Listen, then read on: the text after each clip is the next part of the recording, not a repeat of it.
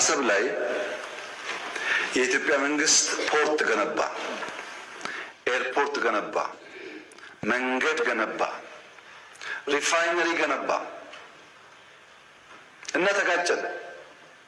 እዛ ቀረ ሀብቱ። ስንታረቅ ኤርትራውያን ከ20 ዓመት በኋላ መጥተው በኢትዮጵያ ፍርድ ቤት ቆመው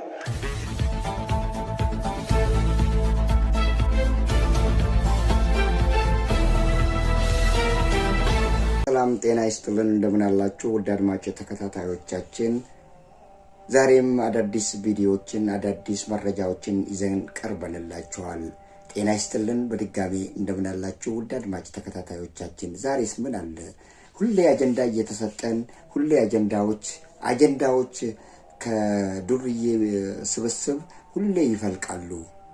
ወሮ በሎች የአንድ የወሮ በላ ቡድን ሁሌ አጀንዳዎችን መፈብረክና አጀንዳዎችን ማውጣት ምንም የተሳነው ነገር የለም። አጀንዳዎችን በየጊዜው ያቀርባሉ።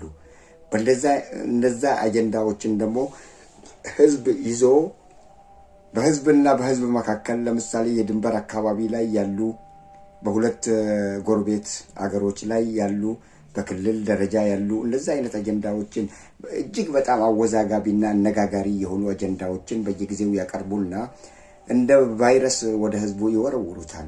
ያ የተወረወረው ቫይረስ ደግሞ ህዝብ አስተያየቱን፣ ስድቡን የቻለውን ሁሉም የመጣለትን እየተናገረ ህዝብ ይንጫጫል።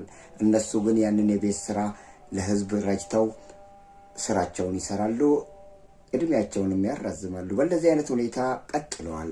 የኢትዮጵያ መንግስትና የኢትዮጵያ ባለስልጣናት በእንደዚህ አይነት ሁኔታ አጀንዳዎችን እየፈበረኩና አጀንዳዎችን ለህዝብ እያወጡ በጎረቤት ሀገር ላይ ያለውን ሁኔታ በመመርኮዝና በሌላ በኩል ደግሞ በክልል መካከል ያለውን ሁኔታ በመመርኮዝ ነው እነዛ አይነት አጀንዳዎችን የሚያፈልቁት። እነዛ አጀንዳዎች ታዲያ ወዴት ያደርሳሉ የሚለውንም ሐሳብ እናነሳለን። በሌላ በኩል ደግሞ ውድ አድማጭ ተከታታዮቻችን በአንድ ወቅት ላይ በኢትዮጵያ መንግስት ንብረትነት የተያዙትን ከጎረቤት አገር ጋር ያለውን ሁኔታ አንስተዋል። እነዛ ንብረቶች ምንድናቸው? እንዴት ይመለሳሉ? መንገድስ አላቸው ወይ? የግለሰብ ንብረት ነው ወይ የመንግስት ንብረት ነው? የመንግስት ንብረትስ እንዴት ይመለሳል? የግለሰብ ከሆነስ ሁለቱ ሀገሮች በጠላትነት የሚፈራረጁና ወደ ጦርነት የሚገቡ ከሆነና በጠላትነት አሁን ድረስ የሚፈራረጁ ከሆነ በየትኛው መንገድ ነው ማስመለስ የሚቻለው የሚለውንም ሐሳቦች እነሱ የሰጡንን አጀንዳ ይዘን እሱንም ሐሳብ እንሰጥባቸዋለን። ውድ አድማጭ ተከታታዮቻችን ዛሬም አጀንዳ አለን።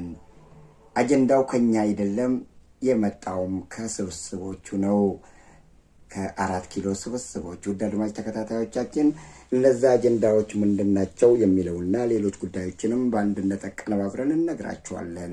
እስከ መጨረሻው እንድትከታተሉን እየጋበዝናችሁ አሁን በቀጥታ ወደ ፕሮግራሙ እንመራችኋለን። አጀንዳዎች እንግዲህ እየተሰጠን መኖር ነው ያለን። አሁን እዚህ ላይ እስቲ ጠቅላይ ሚኒስቴሩ አሁን የሚነግሩን ነገር አለ። እሱ ነገር ምንድነው? አሁን ይሄ የተነገረው ነገር ኢትዮጵያና ኤርትራ የተጣሉበትን ሁኔታ አልነገሩንም። ኢትዮጵያና ኤርትራ የተጣሉበት በአሰብ ወደብ ላይ ይመስላችኋል፣ ነገር ግን ነገሩ አይደለም እያሉ ነው። እሺ ካልሆነ የንብረት መመለስ ጥያቄ ላይ ነው የተጣሉት ማለት ነው። በምን አይነት ሁኔታ ነው የተጣሉት? እኮ ግራም ያጋባ ነው። አሰብ ላይ የኢትዮጵያ መንግስት ፖርት ገነባ፣ ኤርፖርት ገነባ፣ መንገድ ገነባ፣ ሪፋይነሪ ገነባ እና ተጋጨን። እዛ ቀረ ሀብቱ። ስንታረቅ ኤርትራውያን ከ20 ዓመት በኋላ መጥተው በኢትዮጵያ ፍርድ ቤት ቆመው ቤቴ መልሱልኝ፣ መሬቴ መልስልኝ ወሰዱ። ለምን? ታረቅና። በግለሰብ መጥተው ያኔ ተባብሮ ኤርትራውያን ቦታቸውን ንብረታቸውን ወሰዱ። ታዲያ የኢትዮጵያ መንግስት ሪፋይነሪውን፣ ፖርቱን፣ ኤርፖርቱን ቢወስድ ከዚህ አንጻርስ እንዴት ነው ይታያል?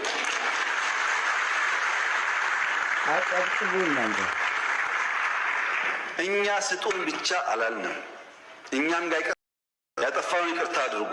ግን በቀጣይነት ኢትዮጵያን ከተፈጥሮ ጸጋው ማስቀረት ያስቸግራል። አሁን እሺ ጠቅላይ ሚኒስቴራችን አሁን እኮ ግራ የተጋባ ነው። እኛ በምን መሰሉት ሁለቱ ሀገሮች የተጣሉበት ኤርትራና ኢትዮጵያ ለረጅም ጊዜ ጸበኞች መሆናቸውን እናውቃለን። ምን አጣላቸው ታዲያ? እርሶ ያሉት የአሰብ ካልሆነ ቀይ ባህር ካልሆነ ጉዳዩ እንደገና ንብረት አንስተዋል። የግለሰብ ንብረትና የመንግስት ንብረትን ነው በአንድነት የጠቀሱት። እና ምንድነው ታዲያ ሁለቱን ሀገሮች እንዳይስማሙ በመንግስታት መካከል ያለው ቁርሾ ምንድነው? የተጣሉበት ነገር ታዲያ ምንድነው? እስቲ እንወቀው። አሁን ወደ ንብረት ማስመለስ ነው የሄዳችሁትና እኛ ግራ ተጋብተናል እንደ ህዝብ። የትኛው ሐሳብ ነው ሁለቱን ሀገሮች ያጣላቸው? በእንደዚህ አይነት ሁኔታ ነው የተጣላ ነው። የአሰብም ጉዳይ አይደለም ብላችኋል። የአሰብ ጉዳይ ካልሆነ ነገሩ ምንድነው ታዲያ? ህዝብ ይወቀው እስቲ። እኛ እኮ ብናቀው ሁለቱ መንግስታት የተጣሉት በአሰብ አይደለም በእንደዚህ አይነት ሁኔታ ነው ከተባልን ስለ አሰብና እንትን የምናነሳበት ነገር የለም። ሁለቱ ሀገሮች ወይ የምታረቁበትን መንገድ መፈለግ አሊያ ደግሞ ሁለቱ ያጣላቸው ነገሮች ምንድነው? ትልቁ ሊያጣላ ይችላል ወይ ደግሞ ሊያጣላ ይችላል ወይ የሚለውን ሐሳባችንን ሰንዝር እንችላለን። ነገር ግን አሁን በየትኛው መንገድ ነው ዛሬ ላይ ቆመን ሁለቱ ሀገሮች እናንተም በተደጋጋሚ የምትናገሩት አሰብን ተቀምተናል ምናምን የምትሉትን ነገር ስታወሩም እንሰማችኋለን። በሌላ በኩል መታችሁ ደግሞ ኢትዮጵያና ኤርትራ የተጣሉት በዛች በወደብ ጉዳይ አይደለም አላችሁን። ታዲያ የወደብ ጉዳይ ካልሆነ ከመጀመሪያው ጀምሮ እስቲ ንገሩንና እንረዳና ከዛ ሐሳብ አስተያየታችንን እንስጥ። እንደዚሁ በደፈና ግን የኤርትራና የኢትዮጵያ መንግስት የተጣላበት የአሰብ ጉዳይ አይደለም። ከዛ ቀጥላችሁ ደግሞ ሌላ አጀንዳ ይዛችሁ እነዛ ሁለቱ ሀገሮች በተጣሉበትና በቅራኔ ወቅት ላይ ንብረቶች ነበሯት። ኢትዮጵያም ኤርትራም ግለሰቦቹ ንብረት ነበራቸው። እነዛ ግለሰቦች ንብረታቸውን ወስደዋል። እኛ ደግሞ የምንፈልገውን በመንግስት ደረጃ ያለውን ንብረታችንን አልወሰድንም አላችሁ። በመንግስት ደረጃ ያለውን ንብረታችሁን የምትወስዱበት አካሄድ አለ፣ እሱን እንነግራችኋለን። ነገር ግን ዋናው የሁለቱ ሀገሮችን እርስዎ የሚመሩት መንግስትና ፕሬዚዳንት ኢሳያስ አፈወርቂ የሚመሩት ሀገር ቅያሜያቸው ምንድን ነው? ለምንድን ነው የተጣሉት? ሐሳቡን ቁልጭ አድርጋችሁ እንዲህ ብለው እኛ ደግሞ እንዲህ ስላልናቸው አልተስማማንም በሉና ንገሩን። ሁሌ አጀንዳ እየሰጣችሁ የቤት ስራ እንዳትሰጡን ነው ምንላችሁ። ይህንን ጉዳይ በተመለከተ መቼም የኢትዮጵያ መንግስት ግራ ተጋብቶ አይመስለኝም፣ ሳያቀው ቀርቶም አይመስለኝም። እነዚህን ነገሮች በሁለት ጎራ ከፍለን ማየት ይገባናል። አንደኛው ጠቅላይ ሚኒስቴሩ እንዳነሱት በታረቅን ወቅት ላይ የኤርትራ ዜጎች ንብረታችን ነው፣ መሬታችን ነው፣ ይገባናል፣ የኛ ነው፣ የኛ ግለሰብ ንብረት ነው ብለው በፍርድ ቤት ተከራክረው ንብረታቸውን አስመልሰዋል። ያ የግለሰብና ግለሰብ ደግሞ ሁለቱ ሀገራት በሚታረቁበት ወቅት ያንን ንብረቱን ለማስመለስ የሚያደርገው አካሄድ በፍርድ ቤት ነው። እሱ የታወቀ ነው። አሁን እኛ በፍርድ ቤት እንዲከራከሩና ንብረታቸውን እንዲያስመልሱ አድርገናል ብለዋል ጠቅላይ ሚኒስቴሩ። እሱ ልክ ነው። ምክንያቱም ይሄ የግለሰብ ንብረት ነው። ሁለቱ ሀገሮች በሚጣሉበት ወቅት ላይ፣ ጦርነት በሚከፍቱበት ወቅት ላይ፣ በጠላትነት በሚፈራረጁበት ወቅት ላይ ዜጎች ወደ ሀገራቸው እንዲመለሱ በመንግስት ኃይል ተደርጎ ነበረ በመለስ ዜናዊ ወቅት ላይ። ስለዚህ ኤርትራውያኖችም ንብረታቸውንና የገዛ መሬታቸውን የገዙትን ያቋቋሙትን ድርጅት እና ሌሎችንም ሀብታቸውን እዛ ትተው ከነሱ ጋር ሊሄድ የማይችል ሀብት ለማለት ነው። እነዛን ንብረታቸውን ትተው ወደ ኤርትራ ተመለሱ። በሚመለሱበት ወቅት ላይ ዳግም ሁለቱ መንግስታት በሚታረቁበት ወቅት ላይ ታዲያ የግለሰብ ንብረት ስለሆነ መውሰድና መጠየቅ የሚችሉት በፍርድ ቤት ደረጃ ነው። አቤቱታ ያቀርባሉ፣ ፍርድ ቤቱ ያያል፣ ምስክር ይቀርባል። ከዛ ፍርድ ቤቱ ሁኔታውን ይመረምርና ውሳኔ ይወስናል። ሁለተኛው ያነሱት ግን የኛ ንብረት ብለው የኢትዮጵያ መንግስት ያነሳው በግለሰብ ደረጃ የተወረሰ ንብረት አይደለም። እየጠየቁ ያሉት በግለሰብ ደረጃ ሳይሆን በመንግስት ደረጃ የተወረሰ ንብረትን የሚያስመልስ ኃይል አለ። እሱም ትልቁና በሁለቱ ሀገራት መካከል በተነሳው ጦርነት በ1998 እስከ 2000 ዓመተ ምህረት በሁለቱ ሀገራት በኢትዮጵያና በኤርትራ መካከል የተፈጠረውን የድንበር ጦርነት ለማስቆም ተብሎ የተቋቋመ ድርጅት አለ። ያ ድርጅት ምንድነው? አልጀርስ ስምምነት የተባለው ድርጅት ተቋቁመዋል። በሁለቱ ሀገራት መካከል ጦርነቱ ከተካሄደ በኋላ ነው ይሄ ድርጅት የአልጀርስ ስምምነት የተባለው ድርጅት የተቋቋመው። ድርጅቱን ያቋቋሙትም ታህሳስ 12 ቀን 2000 ዓመተ ምህረት ላይ ነበረ። የተቋቋመው በተባበሩት መንግስታት፣ በአፍሪካ አንድነት ድርጅት፣ በአልጄሪያና በአውሮፓ ህብረት አማካኝነት የተቋቋመ ድርጅት ነው። ይህ ድርጅት በሁለቱ መካከል ደም አፋሳሹን ጦርነት ለማስቆም ያደረገው ትግልና ተረባርቦ በጣም የሚደነቅም ነበር።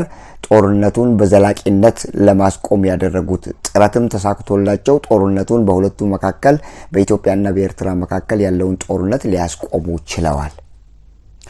አሁንም የንብረት ማስመለስ በመንግስት ደረጃ ያለን ንብረት ማስመለስ ለሚለው አንደኛው እና ትልቁ ተቀባይነትም ያለውና የሚደገፈው ይሄ የአልጀርስ ስምምነት የተባለው ድርጅት እሱ ነው። በሱ መንገድ ተጠቅመው መጠየቅ ይችላሉ። ከዚህ ቀደምም የአልጀርስ ስምምነት ጦርነቱን በዘላቂነት እንዲቆም አደረጉ። ድንበሩን ለመገደብ ለመከለልም የድንበር ኮሚሽን አቋቁመው የይገባኛል ጥያቄዎች ኮሚሽን ተቋቁመው በወቅቱ ነበር የሁለቱን ሀገሮች የይገባኛል ጥያቄዎችን እንዲፈቱ የተቋቋሙትና ለዛ ብቻ አይደለም ይሄ አሁን የአልጀርስ ስምምነት የተቋቋመው ሌላም አለ። ሌላ ምንድነው? ለምሳሌ አንድ ሀገር ከአንድ ሀገር ጋር በጠላትነት ወይ ደግሞ በጦርነት ከተለያዩ በኋላ የቀራቸው ንብረት ካለ እዛ ሀገር ላይ በመንግስት ደረጃ ያሉ ንብረቶች ካሉ እነዛን ንብረቶች የሚጠይቅበት አውድና የድርድር መንገዶች አሉ። እነዛ የድርድር መንገዶችን ኢትዮጵያ ዛሬ ጠፍቷት አይመስለኝም ይህንን እያነሳችና እየተናገረች ያለችው። አሁን ጠቅላይ ሚኒስቴሩ እዚህ ላይ ሁለቱን ነገሮች ኮምፔር በማድረግ ነው። እኛ እንኳን የግለሰብን ንብረት በፍርድ ቤት ተከራክረው እንዲወስዱ እንዲመለስላቸው አድርገን የለም ወይ ነው የሚሉት። በዛን ወቅት እኮ ኢትዮጵያኖችም ኤርትራ ውስጥ የነበሩና ንብረታቸው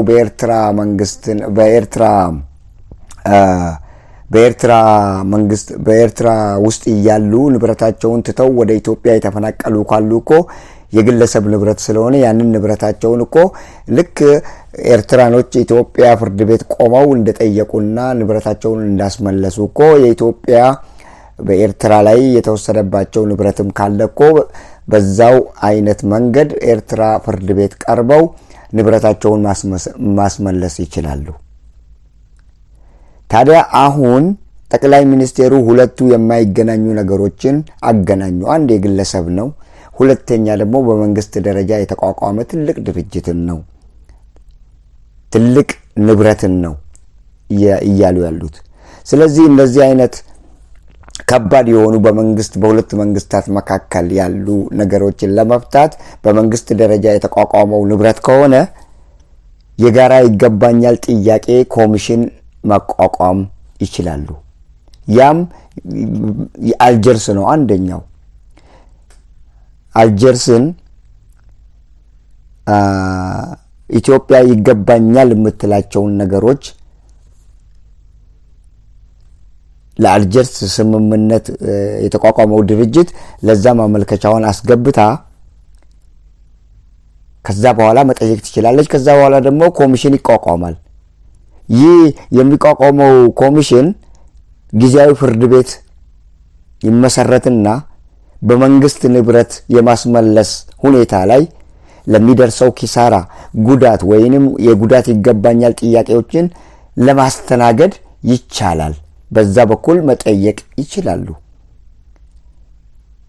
የባለቤትነትና የባለቤትነት ማረጋገጫ ግን ኢትዮጵያ የግድ የነዳጅ ማሽንና ቁሳቁሶቹ እዛ አካባቢ ኤርትራ ላይ ቀሩብኝ ብላ የምትናገራቸውን ክስ የምታቀርባቸው ነገሮች ካሉ እነዛን ክሶች በምታቀርብበት ወቅት ላይ የባለቤትነት ማረጋገጫ ሰነድ ደግሞ አያይዛ ማቅረብ አለባት። ሌላው የሲቪል ንብረት ነው ጠቅላይ ሚኒስቴሩ የተናገሩት። ያ የሲቪል ንብረት በዓለም አቀፍ ሕግ መሰረት ሁለቱ ሀገሮች ሰላም በሚፈጥሩበት ወቅት ላይ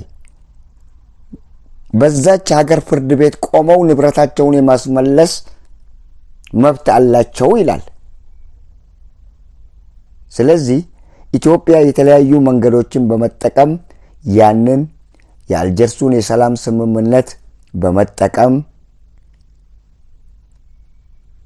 የሲቪል ንብረት ጥበቃ፣ የመንግስት ንብረት ጥበቃ ኮሚሽን ተቋቁሞ ከዛ በኋላ ኢትዮጵያ ይሄ ንብረት በኤርትራ አገር ላይ ቀረብኝ፣ እዛ ነው ከጦርነቱ በኋላ እዛ ቀርቶብኛል ብላ የምትከሳቸው ክሶችንም ማቅረብ ትችላለች።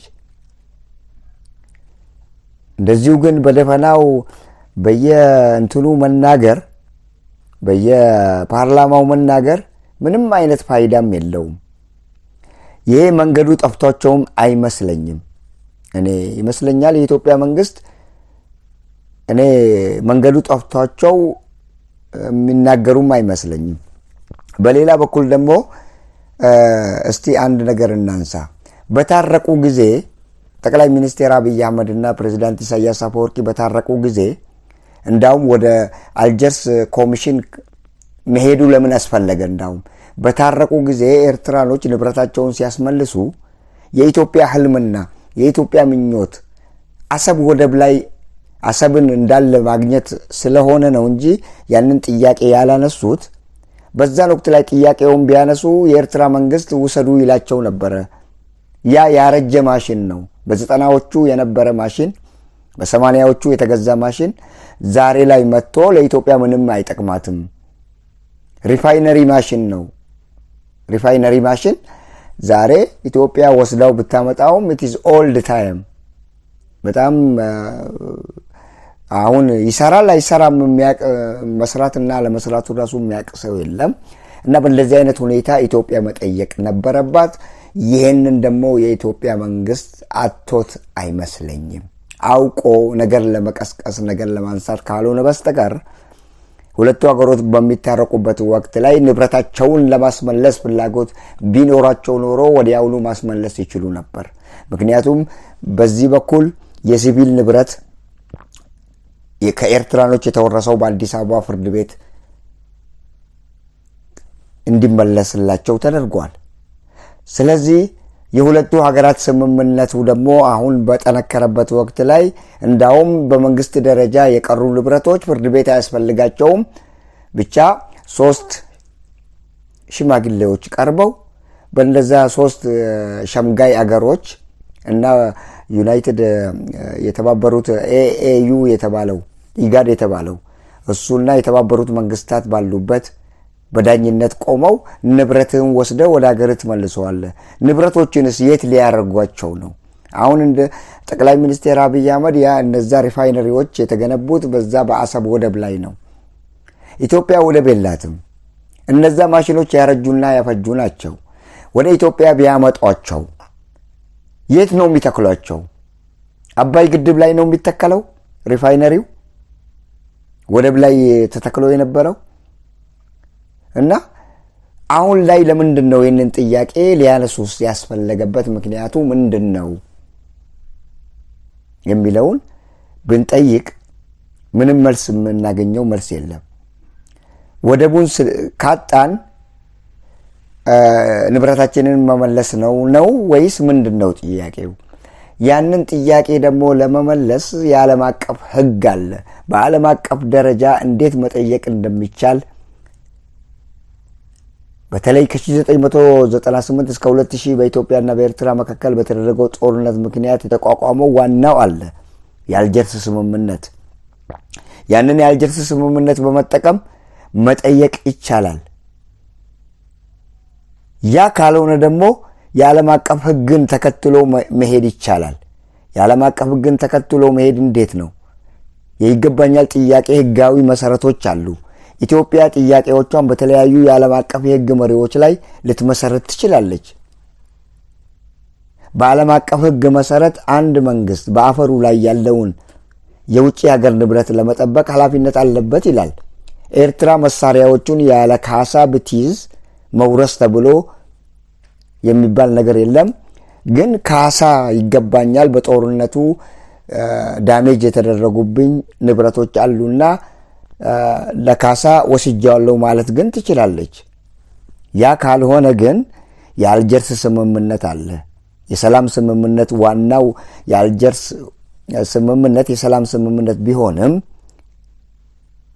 ከጦርነቱ በኋላ የተቋቋመና የኢኮኖሚ ክሳራዎች ካሉ የተለያዩ ይገባኛል የሚባሉ ጥያቄዎች ካሉ ለመፍታት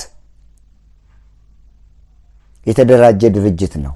ስለዚህ ይህንንም ኢትዮጵያ ለምትጠይቀው ጥያቄ የአልጀርስ ስምምነት ሊፈታው ይችላል። ሌላው ደግሞ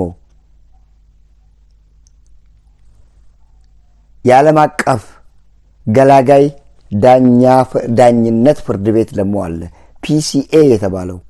በተለይ የኢትዮጵያና የኤርትራን ጉዳይ አይነት የይገባኛል ጥያቄዎችን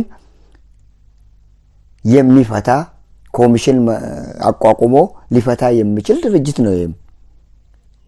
ይህ የተፈጠረው ሁሉንም የኪሳራ የጉዳት ወይንም የጉዳት ይገባኛል ጥያቄዎችን በአስገዳጅ የግልግል ዳኝነት በሁለቱ ሀገሮች መካከል ገብቶ ለመወሰን ኃላፊነት ያለው ድርጅት ነው። ይሄ ደግሞ ኢኢሲሲ ይባላል፣ ቋሚ የግልግል ዳኝነት ፍርድ ቤት። ስለዚህ በእንደዚህ አይነት ሁኔታ መጠየቅም ይቻላል። ሌላው ደግሞ በሶስተኛ ወገን በሽምግልና መጠየቅም ይቻላል። ሽምግልናዎች የኢትዮጵያ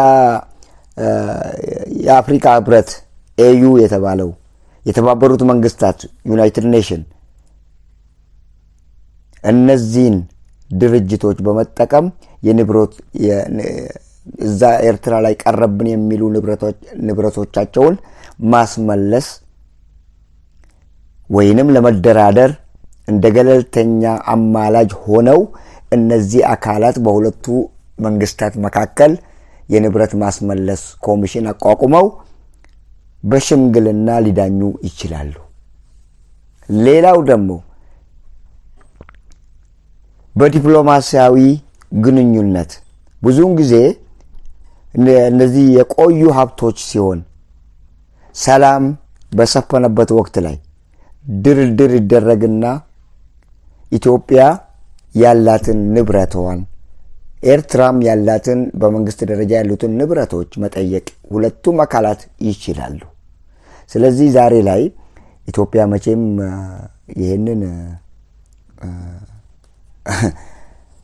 እንደ መንግስት ማለት ለመውሰድ ግራ ገብቷት አይመስለኝም። አውቀው ለህዝብ የቤት ስራ ወይ ደግሞ ለህዝብ ህዝብን ሌላ ነገር ውስጥ ለመክተት የታሰበ ካልሆነ በስተቀር እነዛ ያረጁ ያፈጁ ማሽኖች ናቸው የተገነቡት። እዛ በ90ዎቹና በ80ዎቹ የተገነቡ ማሽነሪዎች ናቸው።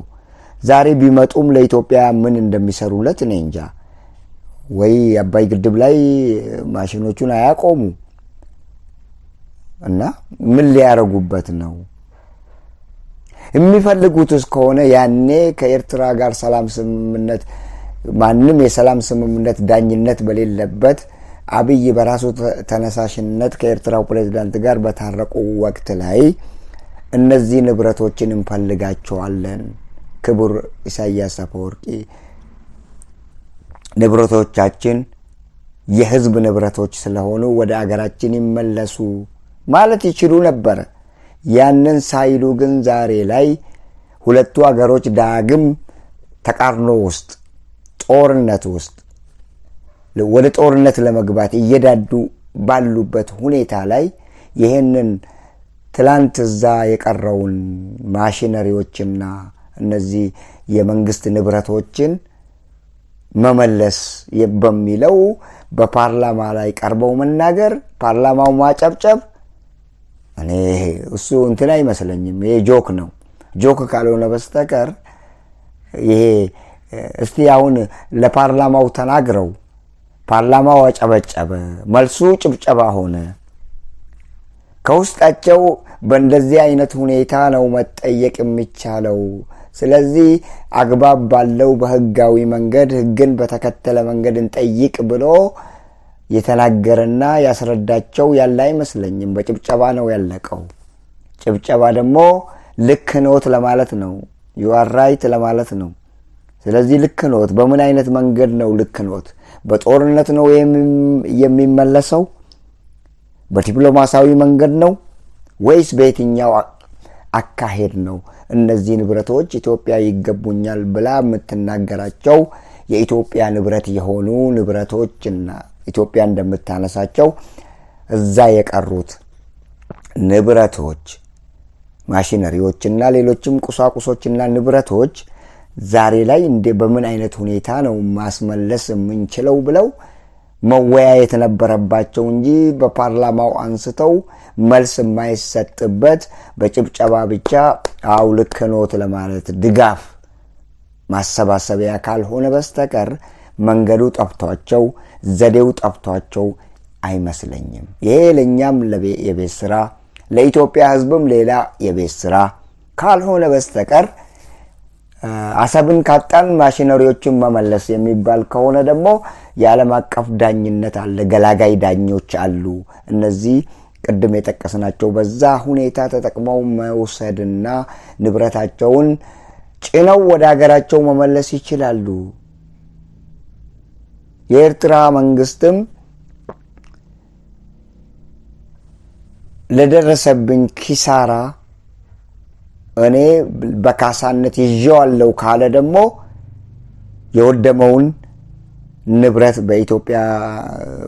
በኢትዮጵያና በኤርትራ መካከል በተደረገው ጦርነት በኤርትራ ላይ የወደመውን ንብረት አይተው ኢትዮጵያ ላይ የወደመውን ንብረት አይተው ኮምፔር እንደ ኮንትራስት አድርገው ቀናንሰው ደማምረው ያለውን ይሄ ከዚህ እስከዚህ ያንቺ ድርሻ ነው ለካሳ፣ ከዚህ እስከዚህ ድርሻ ደግሞ ለኢትዮጵያኖች መመለስ አለበት ተብሎ እነዛ ዳኞች የተቋቋመው ጊዜያዊ ፍርድ ቤት ይዳኝና ይገላግላቸዋል። ይሄ ምንም አተካሮ ውስጥ የሚያስገባና ጠቅላይ ሚኒስቴሩ በፓርላማ ላይ የሚያወሩትና በፓርላማ ላይ ቀርበው የሚነገርም ነገር አይመስለኝም። ጠቅላይ ሚኒስቴሩ ሁለት የማይስማሙ ነገሮችን አንስተዋል። የሲቪል ንብረትን ወይንም የግለሰብ ንብረትን፣ ሌላኛው ደግሞ ኢትዮጵያ የምትፈልገው በመንግስት ደረጃ የተያዙ ንብረቶችን ነው። ለየቅል ናቸው። ለየቅል ስለሆኑ የመንግስት ንብረት ከሆነ አሁን እንደነገርናችሁ በዛ ዘዴ መጠቀምና መውሰድ ይቻላል። ግን ሌላ የቤት ስራ እናውጣላችሁ፣ እናንተንም ስራ አስፈትተን እንዲህ አይነት እንደዚህ ያሉ አጀንዳዎችን እያነሳን በየጊዜው እናንተም በዚህ ሐሳብ ላይ ተፋጁ፣ በዚህ ሐሳብ ላይ ተከራከሩ፣ እንደፈለጋችሁ ሁኑ፣ የቤት ስራ ይሁንላችሁ፣ እኛ ደግሞ እንደፈለግን አድርገን አገራችንን አገሩን ለማስተዳደር የስልጣን ዘመናችንን ለማራዘም ይሄ መንገድ ስለሚጠቅመን እኛም ስልጣናችንን እናራዝማለን። እናንተ ደግሞ በዚህ ተከራከሩና እስቲ የተወሰነ ጊዜ ስጡን፣ ስልጣናችን ይራዘም፣ የስልጣናችን እድሜ ይራዘም በሚል ለህዝብ ወይ ደግሞ ለፖለቲካ ተንታኞች የተሰጣቸው የቤት ስራ ካልሆነ በስተቀር እዚህ ግባ የሚባልና አጠያየቁም ትክክል አይደለም። መንገዱ ተስኗቸው ወይ ደግሞ መንገዱን ስተው አይደለም፣ ያውቁታል። ስንት የተማረ አለ፣ ስንት በዚህ ጉዳይ ላይ የተማረ ስንት ፖለቲከኛ አለ ኢትዮጵያ ውስጥ የተማረና የተመራመረ። እነሱን አማክሮ መንገዱ ከጠፋቸው ዘዴው ከጠፋቸው እነሱን አማክሮ በዓለም አቀፍ ህግ መሰረት መጠየቅ ይቻላል።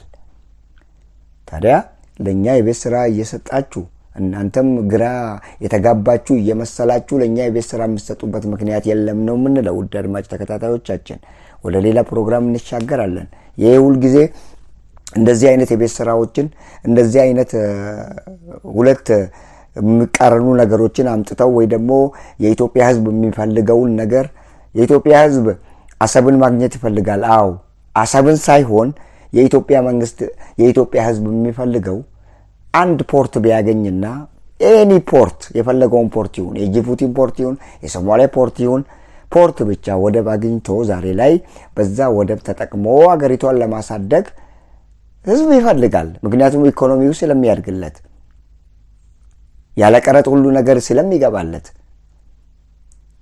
ትንሽ የቀረጥ ተከፍሎ እቃ ከውጪ ይመጣለታል።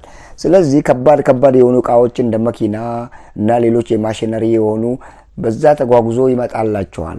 ፖርት ላይ ይራገፍና ወደ ከተማቸው ወደ የሚፈልጉት ቦታ ይደርሳሉ። ለዛ ኢትዮጵያ ህዝብ ይፈልገዋል። ነገር ግን የኢትዮጵያ ህዝብ በነገርና በግጭት አይደለም ይሄንን የሚፈልገው። ቢያገኝ ደስ ይለዋል። ህዝብ ይፈልጋል ብለን ደግሞ መንግስት ህዝብ የሚፈልገውን ነገር ይሄ እኮ አንተ ያስፈልጋል ተብሎ ለህዝብ የቤት ስራ እየተሰጠው ህዝብ አው ያስፈልገኛል ብሎ አድማ እንዲመታ ወይ ደግሞ ከናንተ ጋር ጦርነት ለመሳተፍ ወጣቱን መስዋዕት እንዲያደርግ ነው ወይስ ምንድነው? እንደዚህ አይነት አጀንዳዎችን ተውና ላንድ ሎክድ ሆናችሁ ተፈጥራችኋል። ያኔም እግዚአብሔር ሲፈጥራችሁ ላንድ ሎክድ አድርጎ ፈጠራችሁ። ዛሬ ደግሞ ላንድ ሎክድ የሆኑ ሀገሮች ደግሞ አንገታቸውን ደፍተው ሜሪታይም ከሆኑ እንደ ኤርትራ ያሉ ሀገሮች እንደ ጅቡቲ ያሉ ሀገሮች ሶማሊያ ያሉ ሀገሮች አንገታቸውን ደፍተው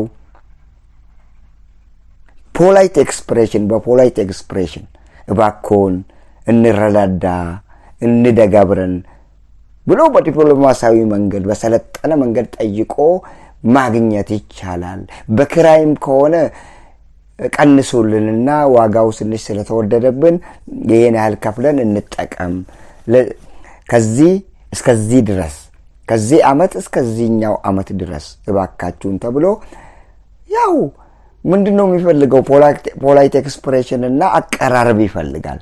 በአቀራረብ ማድረግ ይቻላል። ግን የኢትዮጵያ ህዝብ ይሄን ይፈልጋል። ተነስ ይሄንን ትፈልጋለህ፣ ለምን ዝም ትላለህ?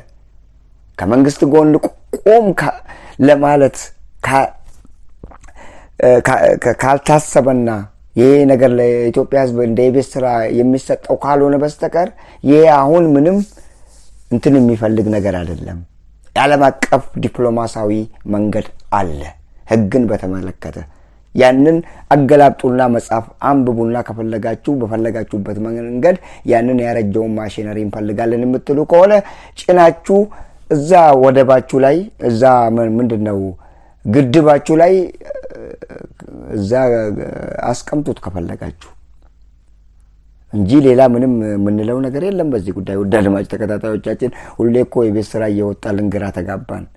በሌላ በኩል ደግሞ ትላንትም በሐሳብ ደረጃ ያቀረብነው ነገር አለ፣ ወደዛ እንተላለፋለን። ትላንት በሐሳብ ደረጃ ያቀረብናቸው ምንድናቸው ለሚለው ደግሞ ትላንት በሐሳብ ደረጃ አስቀምጠን የተውነው ኢትዮጵያ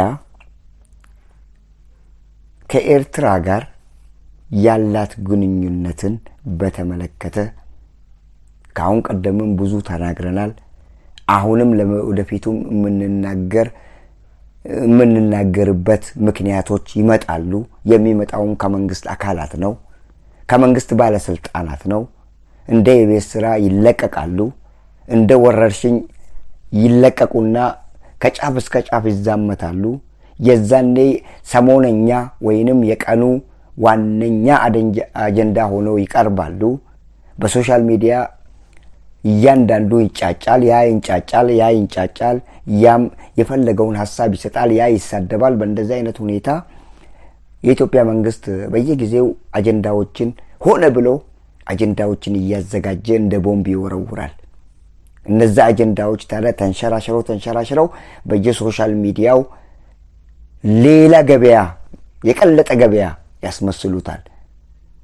እነሱ ግን ይሄንን ለታክቲክ ነው የሚጠቀሙበት። ለታክቲክ የሚጠቀሙበትን ዘዴ ወደ ህዝብ ይወረውሩና በህዝብ መካከል ይሄንን ብረጭ፣ ይሄንን ቫይረስ ዛሬ ብለቀው ምን ይመስላችኋል ተባብለው አጀንዳ ፈጥረው አጀንዳ ለኢትዮጵያ ህዝብና ለኤርትራ ህዝብና ሌሎች ለአፍሪካ ቀንድ አካባቢ ላሉ ህዝቦች እና መንግስታት አጀንዳውን ይበትኑታል። በዛ አጀንዳ ላይ የሚነካውና የማይነካው ተዛማችነት ያለውና ተዛማችነት የሌለው አገር በአፍሪካ ቀንድ አካባቢ ያሉ ሁሉ ይገቡና ያቦኩታል። ምክንያቱም እንደዚህ አይነት አጀንዳዎች ለአፍሪካ ቀንድም አይበጁም፣ ለኢትዮጵያ ህዝብም አይበጁም። በየትኛው መንገድ ነው ማደግ ያለብን የምትሉ ከሆነና እንደዚህ አይነት አጀንዳዎችን ወደ ህዝብ የምትረጩ ከሆነ ያ ጥሩ ነው። ህዝብ ይወያያል። ህዝብ ማድረግ ያለባችሁን ነገር በሐሳብ ደረጃ ያቀርብላችኋል። የህዝብን ሐሳብ ሰብስባችሁ ከዛ በኋላ የራሳችሁን አከላችሁ እንዴት አገሪቷ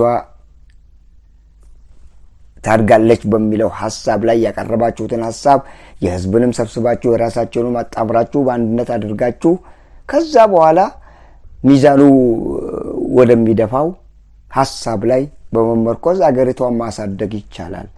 ነገር ግን እንደዚህ አይነት አጀንዳዎች የማይጨበጡ የማይያዙ መንግስት በዲፕሎማሲያዊ መንገድ መፍታት ያለበትን አጀንዳዎች እያነሳችሁ መንግስት በሰለጠነ መንገድ መፍታት የሚቻለውን በዓለም አቀፍ ደረጃ ህግ የተበጀለት አንድም ነገር ዛሬ ላይ በመንግስት ደረጃም ይሁን በግለሰብ በሲቪል ደረጃ ያለን ችግር የሚፈቱ ኮሚሽኖች ተቋቁመዋል፣ ድርጅቶች ሞልተዋል። የትኛውንም ሐሳብ ብታፈልቁ ለዛ እናንተ ለምታፈልቁት ሐሳብና እናንተ ለምታቀርቡት ጥያቄና አቤቱታ ቀደም ብሎ የተቋቋመ ድርጅት በዓለም አቀፍ ደረጃ አለ። ስለዚህ ያ ሁሉ መኖሩን እያወቁ ለምንድነው ለኛ የቤት ስራ የሚሰጡን ነው? ግራም ይገባል። እሱ ነው የቤት ስራ አትስጡን ባካችሁ። እኛ ሰላም ነው የምንፈልገው። በኤርትራና በኢትዮጵያ መካከልም ሰላም እንዲሰፍን ነው የምንፈልገው። በኢትዮጵያና በኤርትራ መካከል ጦርነት ተቀስቅሶ ሌላ ችግር ውስጥ እንድትገቡ አንፈልግም። ማሽናችሁን ከፈለጋችሁ በአግባብ ባለው መንገድ መጠየቅ ትችላላችሁ። ኤርትራኖች ንብረታቸውን አስመልሰዋል፣ የሲቪል ንብረት ስለሆነ እናንተም በመንግስት ደረጃ ጠይቁና አስመልሰዋ ከፈለጋችሁ። የኢትዮጵያ ህዝብ ግን እነዛ በኤርትራ ላይ የቀሩትን ማሽነሮች፣ ሌሎች ያቋቋማችሁትን ንብረቶች መልሱልን፣ መመለስ አለባችሁ የሚል ጥያቄ የኢትዮጵያ ህዝብ አንስቷል ወይ? እሰየው። የኢትዮጵያ ህዝብማ ካነሳ ቀጥሉበትና ውሰዱ። ዛት ኢዝ ኦል። ምንም የሚያከራክር ነገር የለም። ምንም በፓርላማ ወጥቶ እንዲህ ነው የሚጨበጨብ ቸፕቸፕ የሚደረግ ነገር የለም። ማስመለስ የምትፈልጉ ከሆነ ንብረታችሁ ከሆነ ሰነዱን አቅርቡና ንብረታችሁ እንደሆነ በዓለም አቀፍ ህግ መሰረት ይገባናል የባለቤትነት ንብረትነቱ የኢትዮጵያ መንግስት መሆኑን ሰነድ አቅርቡና በሰነድ በህጋዊ መንገድ ያንን ህጋዊ መንገድ ተከትላችሁ ንብረታችሁን ማስመለስ የራሳችሁ ፋንታ ነው እንጂ ይሄ የህዝብ ፋንታም አይደለም። ለህዝብ በፓርላማ ላይ ቀርቦ ህዝብ እንዲሰማው የሚደረግና ለህዝብ አጀንዳ መስጠት ካልሆነ በስተቀር ህዝብ እንዲሰማው ራሱ የሚፈለግ ጉዳይ አይደለም። ይሄ አሰብን እንፈልጋለን እያላችሁ ነበረ።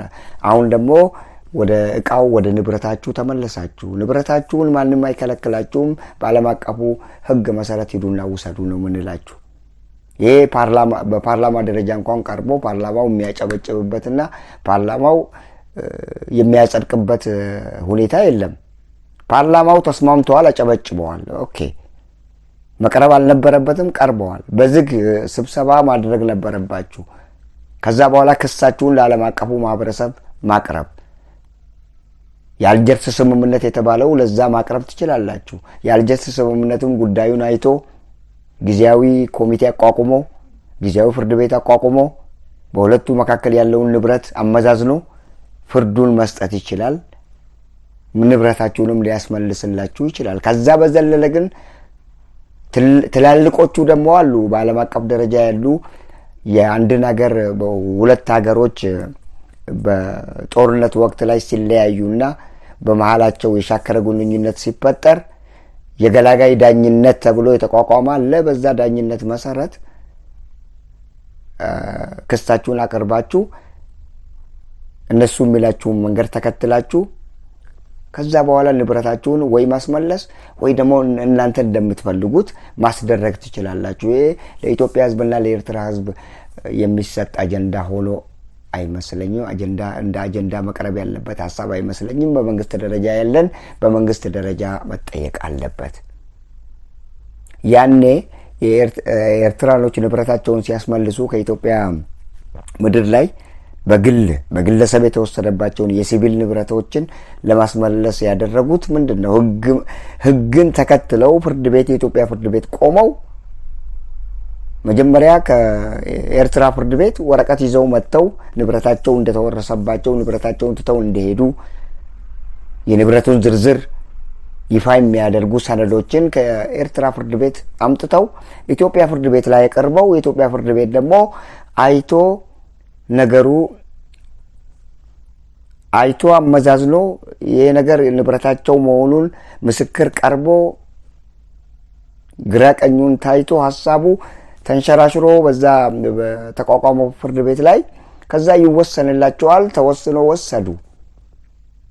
እናንተም በእንደዚሁ አይነት ደረጃ የመንግስት ንብረትን የማስመለስ ኮሚቴ ያቋቁማችሁ በአልጀርስ መንገድ ሄዳችሁ እነሱ አቋቁመው ወይ ደግሞ በሽምግልናም ይቻላል ሽማግሌዎቹን አቋቁማችሁ ከሽማግሌ ከዩኤን አንደኛው ከኢጋድ ጋር እንደዛ አይነት ሽማግሌዎችን ብላችሁ ማስመለስ ትችላላችሁ። ይሄ ታዲያ ለኤርትራና ለኢትዮጵያ ህዝብ የቤት ስራ ብላችሁ እንዳሰጡት ነው ምንለው። በየጊዜው የሚያወሩት በየጊዜው የሚያፈልቁት ሀሳብ ዛሬ ላይ አንዱ እኮ በጣም የሚገርመው ነገር ትላንት አሰባሰብ ሲባል ነበር። አሁን ደግሞ ንብረት እያልን እስከ መቼ ልንዘልቅ ነው? ነገ ደግሞ ሌላ ይሰጡናል እንደገና።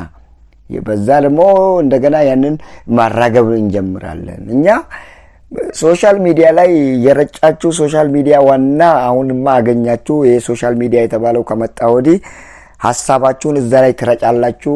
መታችሁ ወይ በንግግር ወይ በጽሁፍ ትረጩና ትሄዳላችሁ። ከዛ በኋላ ኢትዮጵያኖች ኤርትራኖች በአፍሪካ ቀንድ አካባቢ ያሉ እዛ ይነጫነጫሉ። ገሚሱ ይሳደባል፣ ገሚሱ የፈለገውን ይናገራል፣ ገሚሱ ሐሳቡን ትክክለኛ ሐሳብ ያመነጫል። በእንደዚህ አይነት ሁኔታ ህዝብን አፍሪካ ቀንድ አካባቢ ያሉትን ህዝቦች ታንጫጫላችሁ። አሁን ደግሞ ሰሞኑን ብቅ ያደረጋችሁት ሐሳብ ነበረ። አቶ ገዱ አንዳርጋቸውን አምጥታችሁ አቶ ገዱ አንዳርጋቸው በአማላጅነት ወደ ኤርትራ ተልከው የሌለ ነገር እንዲህ አይነት የውርደት መልስ ታገኛላችሁ። ገዱ አንዳርጋቸው ትላንት አሁን ምንድነው ያሉት? እኔ የእናንተ ቅጥፈትና የእናንተ ውሸት ካልሆነ በስተቀር ለእንደዚህ አይነት ተልኮ እኔ ወደ ኤርትራ ሄጄ አላቅም። ውሸት ነው፣ ሌላ ያቀዳችሁት የጥፋት መንገዶችን ለማሳካት የምታደርጉት ጥረት ነው ያሉት። ካልሆነ በስተቀር ግን ዛሬ ላይ እኔን በእማኝነት ስሜን ጠርታችሁ ያደረጋችሁት ንግግር ተገቢም አልነበረም፣ ትክክለኛ መንገዱንም የያዘ አልነበረም፣ ሐሰትም ነበረ።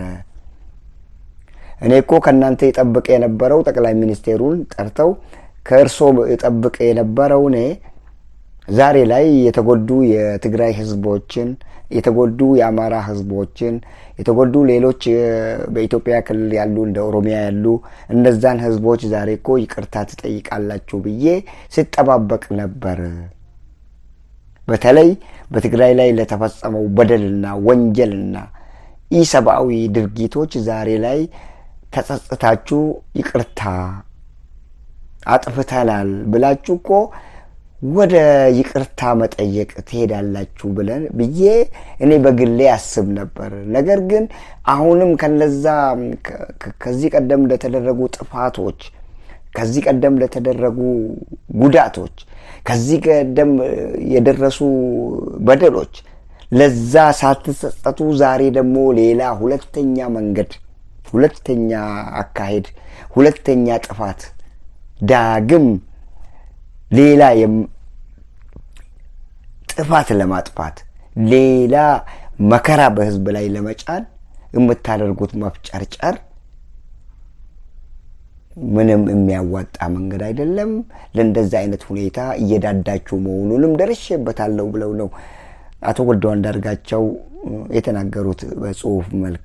አቶ ገዱ አንዳርጋቸው ዋና ሐሳባቸው የመጡትም ጠቅላይ ሚኒስቴሩ በእማኝነት እርሳቸውን መጠየቅ ትችላላችሁ፣ እንደ ታሪክ ይቀመጣል፣ ይሄንን አድርገናል፣ ወደ ኤርትራ እንዲሄዱና በአማላጅነት እንዲፈጽሙ የሰጠናቸውን ተልእኮ ይዘው ዛሬ መጠየቅ ትችላላችሁ ብለው ገዱ አንዳርጋቸውን እንደ ምስክርነት ዛሬ በመናገራቸው ገዱ አንዳርጋቸው ደግሞ አገራቸውን መሸጥ የማይፈልጉ ዜጎቻቸውን መሸጥ የማይፈልጉና ከእውነት ፈቀቅ የማይሉ ስለሆኑ እውነቱን ተናገሩና ጠቅላይ ሚኒስቴሩን አዋረዱት።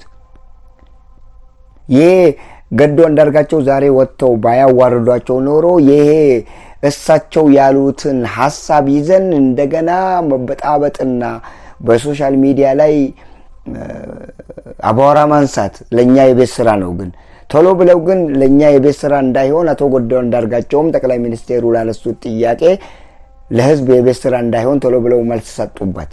አለቀ። እንደዚህ አይነት አጀንዳዎች ሲነሱ እንደዚህ ሐሳብ ሰጥቶ ወይ ደግሞ እውነቱን ተናግሮ የሚቋጭ አካል ቢኖር ለሁሉም እናንተ ለምታቀርቡት አጀንዳዎች በጣም ጥሩ ነበር። ዛሬ ላይ ግን እንዳጋጣሚ ሆኖ ያነሳችሁት ሐሳብ የአንድን ሰው የግለሰብ ስም ጠርታችሁ በህይወት ያለን ሰው ጠርታችሁ በመናገራችሁ ምክንያት ያ ግለሰብ በህይወት ስላለ ቀርቦ ነገሩን እናንተ ያስቀመጣችሁትን ወላፈን ውሃ ጨምሮበት ያው እንዳይሳካ ሐሳባችሁ እንዳይንሸረሸር አደረጉና አስቆማችሁ። ሁሉም እናንተ ለምታነሱት አጀንዳዎች እንደ ዛሬው ግለሰብ ቢኖራቸውና ግለሰብ መጥቶ ከእጃችሁ ውሃ ቢያደርገው የተሻለ ነው የምንለው። ምክንያቱም ሁሌ አጀንዳ you will bring any agendas, any kind of agenda to disturb people, to take people's attention.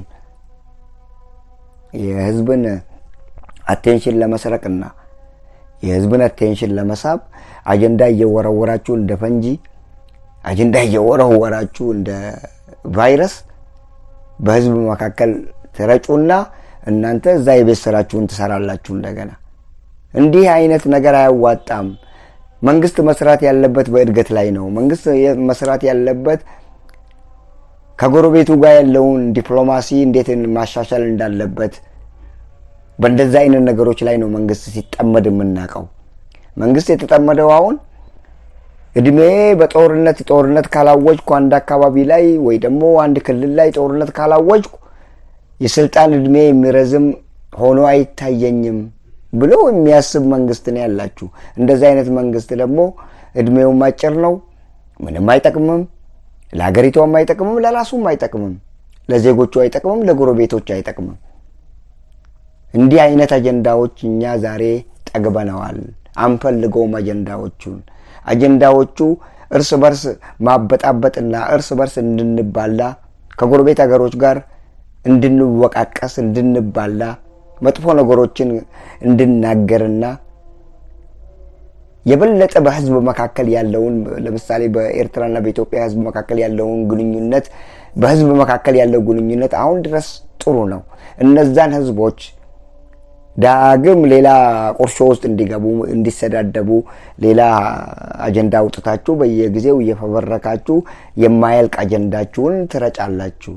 ያ አጀንዳ ዛሬ በበጎ ነገር ላይ ለምን አላዋላችሁም? ጥሩ አጀንዳ አንስታችሁ በጎ ነገር ላይ ማዋል መቻል ብልህነት ነው። ከአንድ መንግስት የሚጠበቀው እሱ ነው። እንደዚህ አይነት አጀንዳዎችን አንስታችሁ ዛሬ ላይ ለህዝብ ብታቀርቡ ህዝብ ደስ ይለዋል። እናንተ የምታቀርቡት አጀንዳዎች ግን በሁለት ሀገሮች መካከል አንቲ የሆኑ በሁለት ክልሎች መካከል አንቲ የሆኑ አወዛጋቢ ቦታዎችን ስፍራዎች እየጠቀሳችሁ በሁለት ክልል መካከል በሁለት ህዝቦች መካከል አንድ ሀገር ውስጥ ያሉ ህዝቦች መካከል እንደዚህ አይነት አጀንዳዎችን ረጭታችሁ ሁለቱ ክልሎች እንዲጣሉና ወደ ጦርነት እንዲገቡ ሐሳባችሁ እንደዚህ አይነት ሐሳብ ነው። እንደዚህ አይነት ሐሳብ ደግሞ ከመንግስት አይጠበቅም። መንግስት ኮስተር ሲል ነው ደስ የሚለው። መንግስት ራሱን ሲያስከብር ነው ደስ የሚለው። መንግስት እንደ መንግስትነቱ ሲሄድ የዓለም አቀፍ ህግጋትን ተከትሎ ሲሄድ በየመድረኩና በየሄደበት ኩሩ የሆነ መንግስት ነው የሚፈልገው አንድ ሀገር። እንዲህ የወንበዴና የአሸባሪዎች የመሰሉ ባለስልጣናትና መንግስታት ምን የሚሉት ነው? ወሮበሎች ናቸው እኮ። ወሮበሎች አገሪቷን እኮ እየመሩ ነው። እነዚህ ወሮበሎች ደግሞ የተካኑት እንደዚህ አይነት አጀንዳዎችን በመፈረክና አጀንዳዎችን ህዝብ መካከል በመርጨት ህዝብን በማጣላት ህዝብን በማጋደል ከጎረቤት ሀገሮች ጋር ህዝብ እንዲፋጅ ለማድረግ እንደዚህ አይነት ስራ እንጂ ምንም አይነት አገርን የሚያጎለብትና አገርን የሚገነባ አንዳች ሐሳብ ማፍለቅ አይችልም። የዱርዬ ስብስብ ነውና። ውድ አድማጭ ተከታታዮቻችን ብዙ ተናግረናል። ለዛሬው እዚህ ላይ እንቋጫለን። በሌላ ጊዜ እንገናኛለን። ሌላ ሐሳቦችን እናፈልቅና በነዛ ሐሳቦች ላይ ነገ ከነገወዲያም ከናንተው ጋር ነን። ስለ ተከታተላችሁን እጅጉን አድርገን እናመሰግናችኋለን። ቸር ያገናኘን።